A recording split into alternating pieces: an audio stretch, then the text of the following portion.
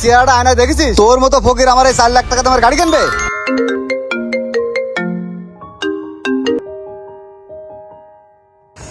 কই ভাই, গেটের সামনে? আরে ভাই ওখানে কি করছেন? আপনি ভিতরে ঢোকেন, ভিতরে ঢোকেন ভাই, আমি বসে আছি গাড়ি নিয়ে।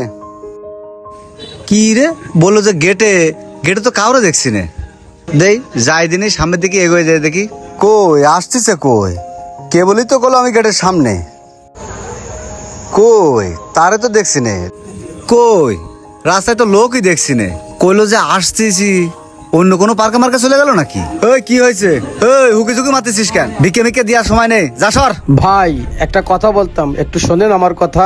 হোর মিয়া, বললাম না এখন সময় নেই। আমি একজন লোকের জন্য দাঁড়া রয়েছি, পরে আসেন, যান যান। ভাই আমার কথাটা একটু শোনেন। আপনি কি গাড়ি বিক্রি করার জন্য কাউকে খুঁজছেন?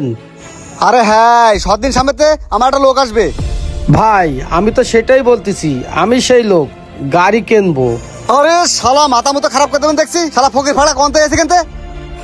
ভাই আপনি আপনার ফোনটা চেক করেন, দেখেন আমি ফোন দিচ্ছি, আমি সেই লোক। কি রে আমার ফোন বাজছে কেন দেখি? কি রে, তোর জন্য আমি এতক্ষণ ধরে অপেক্ষা করছি। এই অফিস কামাই করে আমি এখানে দাঁড়া রয়েছি, শালা আমার দিনটাই মাটি গেল।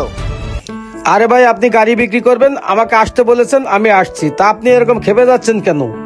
আরে ভাই তোর চেহারাটা আয়নায় দেখেছিস? তোর মতো ফকির আমার এই 4 লাখ টাকা তোমার গাড়ি কিনবে?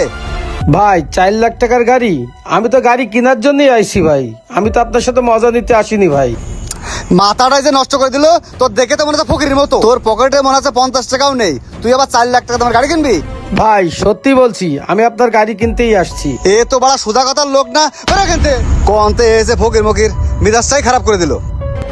এমনি আমার অফিসে দেরি হয়ে যাচ্ছে, আবার আমার টাইম নষ্ট করে দিচ্ছে। ভাই আপনি কি আমাকে দেখে গাড়ি বেচবেন, আমার চেহারা দেখে, না গাড়ি বেচবেন? কয় টাকা আপনার গাড়ির দাম? এই নেন আপনার গাড়ির দাম, এই নেন আপনার গাড়ির টাকা নেন। উরি বাবা, এ কত টাকা রে ফকিরের কাছে? হাই উরি বাবা রে বাবা, এত টাকা! এই ওখানে 5 লাখ টাকা আছে, আপনার 4 লাখ টাকার গাড়ির দাম আমি 5 লাখ টাকা দিলাম, দেন চাবি দেন মিয়া। এই নেন ভাই, এই নেন চাবি নেন। মানুষকে মানুষ বলে দাম দেন না। কিছু মনে করেন না ভাই, আমি বুঝতে পারিনি ভাই।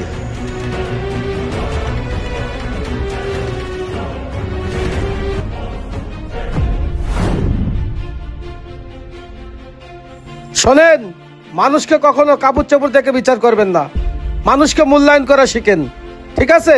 আমরা সাধারণত মানুষের পোশাক এবং চেহারা দেখেই তার বিষয়ে ধারণা করে বসে থাকি।